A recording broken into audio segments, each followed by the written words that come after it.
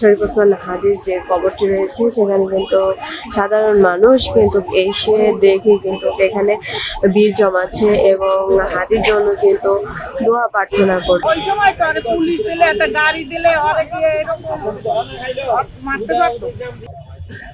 ভাইয়ের মৃত্যু সংবাদ শোনার পর থেকে আমি শুধু এই পতাকা দিয়ে আমি শুধু কাঁদছি আর আমার চোখ পানিগুলো। যদিও এখন আমাদের কান্না করাটা ঠিক না, কারণ আমরা এখন ভাইয়ের বিচার চাই। আর শহীদরা আমাদের মধ্যে অমর হয়ে থাকবে, এটা স্বাভাবিক। আর এটা আল্লাহ তাআলা বলছেন যে শহীদরা কখনো মরে না।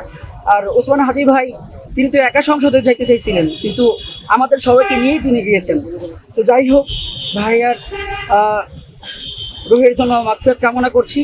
এবং আমি সকলকে বলবো যেন ভাইয়া তিনি যেইভাবে তার বিপ্লবী কণ্ঠে তিনি যেইভাবে বাংলাদেশের রাজনৈতিক একটা পরিস্থিতি কায়েম করেছিলেন, যে একটা ইনসাফ ভিত্তিক একটা রাজনীতির কথা তিনি বলে গিয়েছেন, আমরা সবাই যেন বাংলাদেশে যেই কজন রাজনীতিবিদ আছেন, যারাই আছেন, হোক জামাত হোক বিএনপি, যারাই আছেন না কেন, সকলেই যেন ভাইয়ার এই ইনসাফের চিন্তা লালন করে, এই ইনসাফের যেই ভাইয়ার যে চিন্তা ভাবনা ছিল ইনসাফ ভিত্তিক একটা রাষ্ট্র পরিকল্পনা করা, রাষ্ট্রের বিচার সব ক্ষেত্রেই যেন ইনসাফ প্রতিষ্ঠিত হয়, সেটা যেন সবাই বুকে লালন করে ভাইয়ার সেই ইনসাফ ভিত্তিকের বিষয়টা বুকে লালন করে যেন সকলের রাজনৈতিক কার্যক্রমগুলো সবাই চালায়। এবং সবচেয়ে বড় কথা হচ্ছে যে ভাইয়া একটা কথা বারবার বলতেন যে আমাকে যদি কেউ গুলি করে মারে, ঠিক আছে, সেটা কোনো ভয় নাই আমার, কিন্তু আপনার শুধু বিচারটা করেন।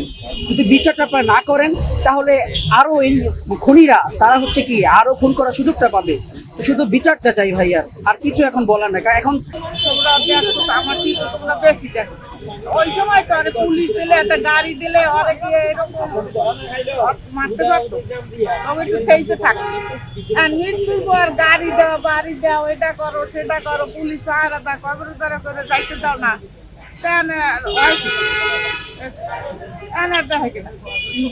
সে তো ধরতে পারে না, কেমন প্রশাসন। আর ধরা লাগে ওই যারা এই ছাড়ছে কেটা হারে আরে যে জেলে আনলে অস্ত্র সহ মামলায় যে ধরছে ওই ছেলেটাই, সেই ছেলেটা যারা জেল দিয়ে ছাড়ছে হ্যাঁ গো ধরা লাগে, তারা ছাড়লে কেন গেলে মিডিয়ায় সব প্রচার হয়ে যাবে, আবার আমারও আবার ধরবে ওই জানে ওই হারে ধরবে। নিয়ম তো এই জগতে সত্য কথায় ভাত নেই, আর মারিয়া তারা সব করতে আসে এটা হয় না। এখন তো কষ্ট যে মার সন্তান, মার বুক খালি হইলে, ছেলে আছে একটা 10 মাসের ছেলে, বাপরে আর দেখতে পারবে না, বউ হইলো স্বামী হারা, আর বুইনে হইলো ভাই হারা,